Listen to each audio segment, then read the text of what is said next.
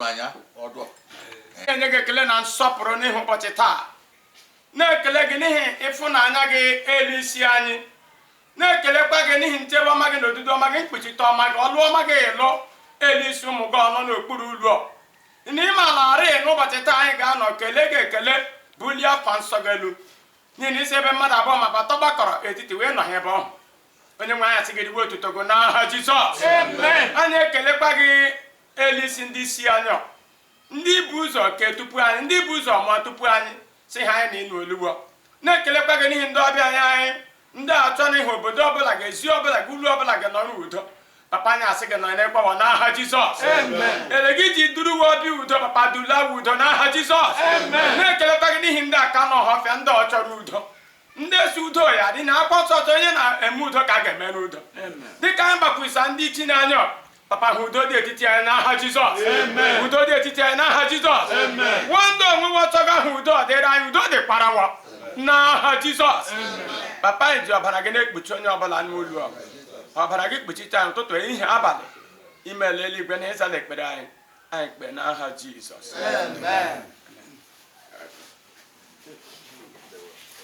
Chief Ndafani Okoro Kaloke from Ibinuku. Our vibrant young man. Aka Chinya Chief. Kagaje Uchi. Maze Agowa. Kingsley. Yes. Oh yeah, man, I contest for ADU President General. Yes. So now, Okawaya will ADU, from ADA to ADU. I'm Pastor Afoji from Dodo, Royal family. I think. I'm your Prince Carlo Ojemo, as I'm from Umuoke, Opa President General Umuoke Union, I can't have here. Dumezema, Mama no. Every morning, Queen, Queen, and go to Jalon.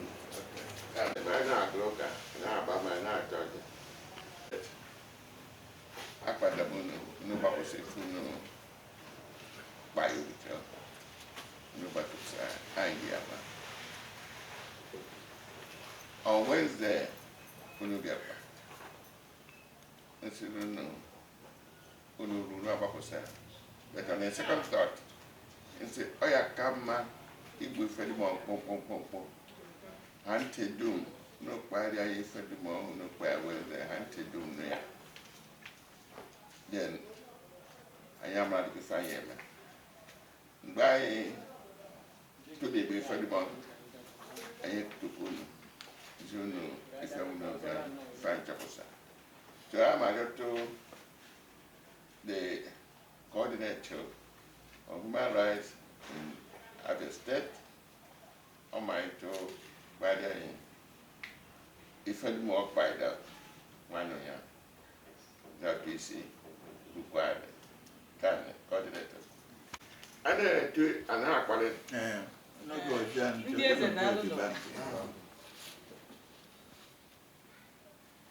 Ana m ekele unu ka unu si wee nabata anyị wee sị ka anyị nwa bụ the National Human Rights Commission ka anyị bịa kọọrọ unu ihe anyị fọ n'aka n'Ọhafịa mgbe anyị gara ebe ahụ na 2019. Biko unu mma na-asụkwa Igbo na-asụ Igbo.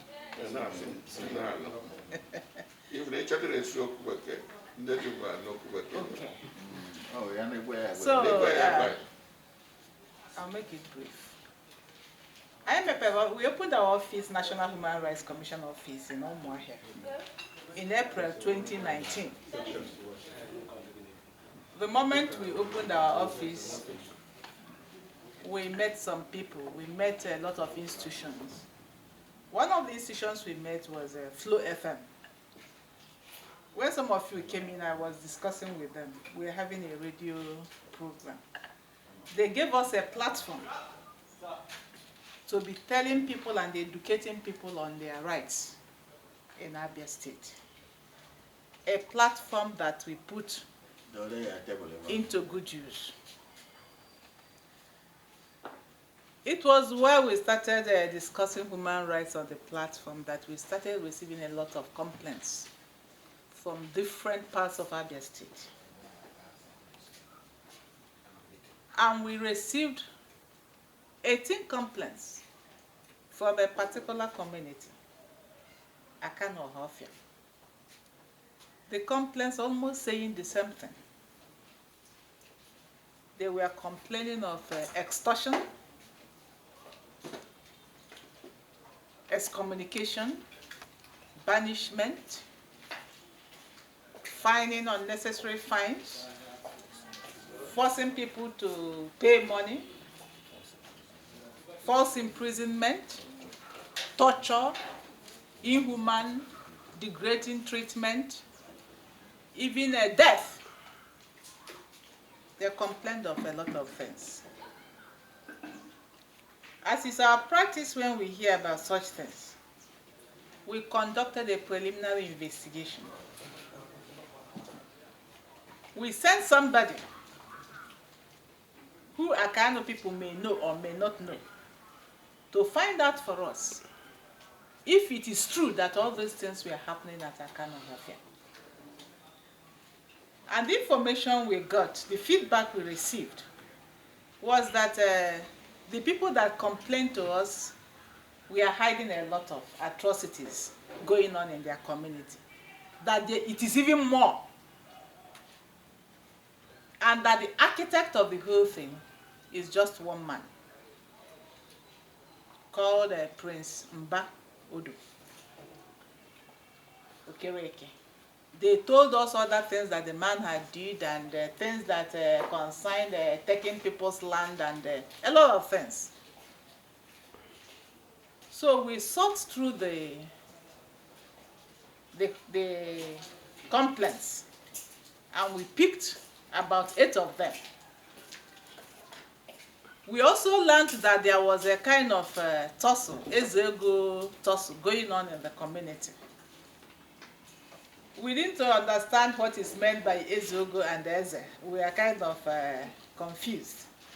So the first thing we did was that we went to the Secretary to Abia State Government. And then we asked them who is the traditional ruler of Akano Ohafia. They opened their files and after some time, we were told that it's Onyirewe. That the man is called Onyirewe. They gave us his full names. We said, okay, we thanked them. Then we set out, we wrote a letter. We sent a letter to Onyirewe, His Royal Highness, Eze Onyirewe. We sent a letter to Ezogu Okoroko Ole. We also sent a letter to Prince Mba Odo Okereke. We sent another letter to the President General of ADU, Don Emeka Emery. We told them we are coming to Akano Ohafia on a particular date. And we told them to make room for us to have a town hall meeting with the people of Akano Ohafia. Town hall meeting is what we do when we come to a community where human rights abuses are widespread. We like to call the people together and have a kind of enlightenment for them and make suggestions to them. They accepted. On the day, we first of all visited His Royal Highness Eze Onyirewe, and we met with him. We interacted with him. He was expecting us. He entertained us. We met some members of his cabinet, and we discussed with him extensively. We said, okay, let us go and see the PG. Let us find out from him what is going on, because he also was accused of embezzling a lot of community funds. So we went to the PG's house. Somewhere along the line, our vehicle developed problems, and we needed to go to the PG's house. His Royal Highness kindly offered his own vehicle and asked his driver to take us to Emeka Emery's house. Along the road, we were shocked. The driver was saying all manner of demeaning and degrading things about His Royal Highness. Telling us how His Royal Highness is nothing, that the powerhouse of Akano Ohafia is Mbaudo Kereke, that we should ignore His Royal Highness, that we shouldn't have gone to talk to him in the first place. He said all sorts of things. I was shocked. And while I was discussing it with His Royal Highness the other day, I told them that I will tell Indians Ohafia and Indians everywhere, please be careful of who you employ as your domestic servant. Your position is a very sensitive one.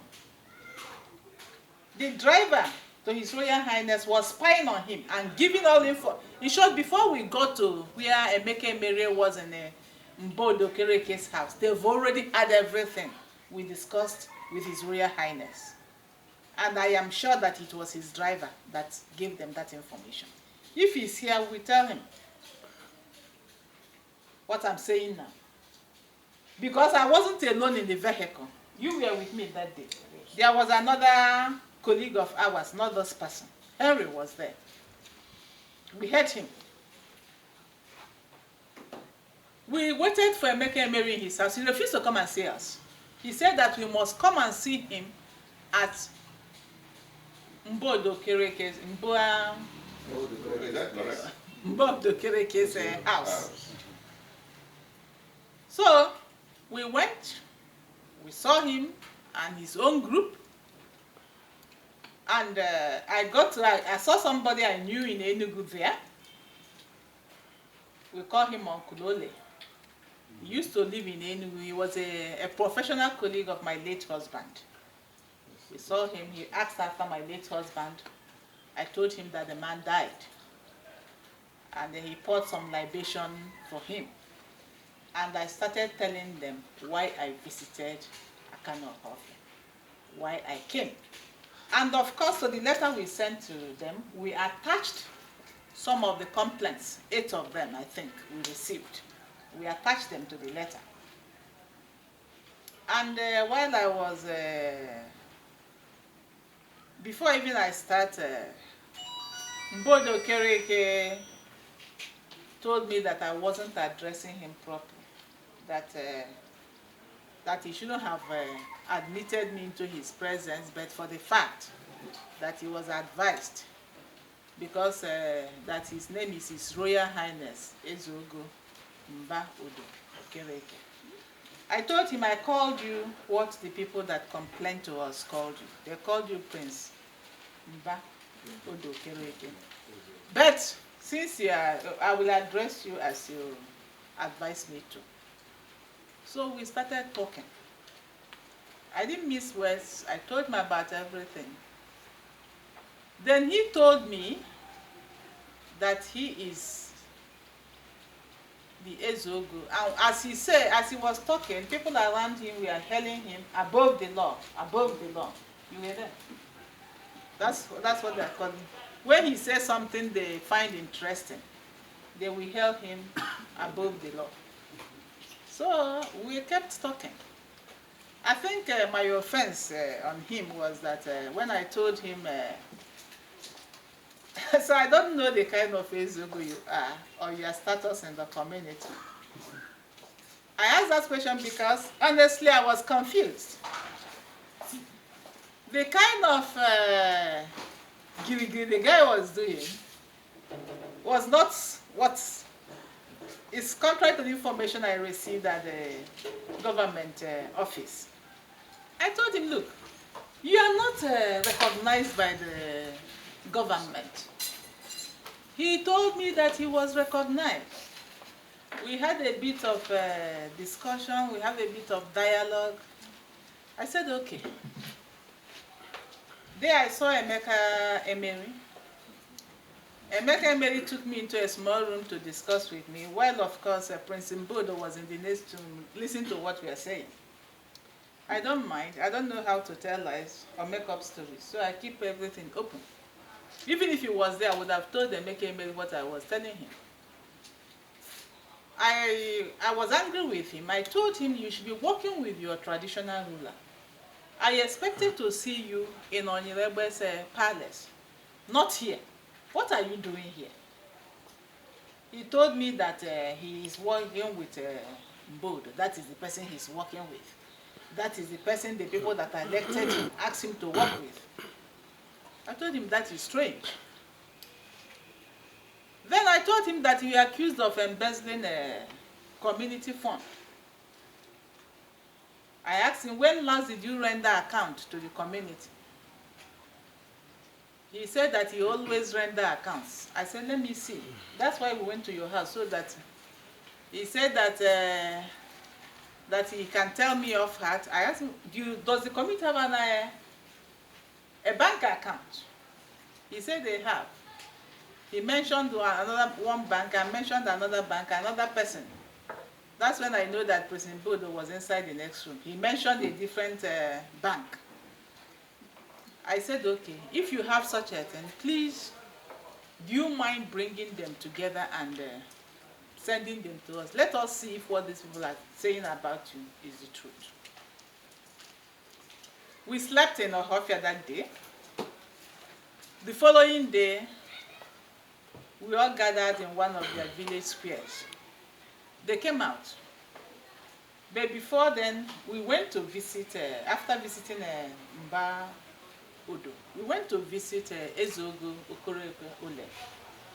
We met him, we discussed with him. He told us his own version of the story. I told him that we are not in the community to start discussing the matter in court. Because once a matter is in court, you can discuss it, of course, with the court's permission. We explained to him that we don't have the court's permission, that we are here to investigate the human rights abuses and what is going on. He told us how his daughter that came back from US and his son were arrested.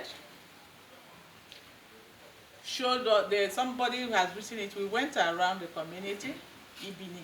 Is that what they call it? Ibina.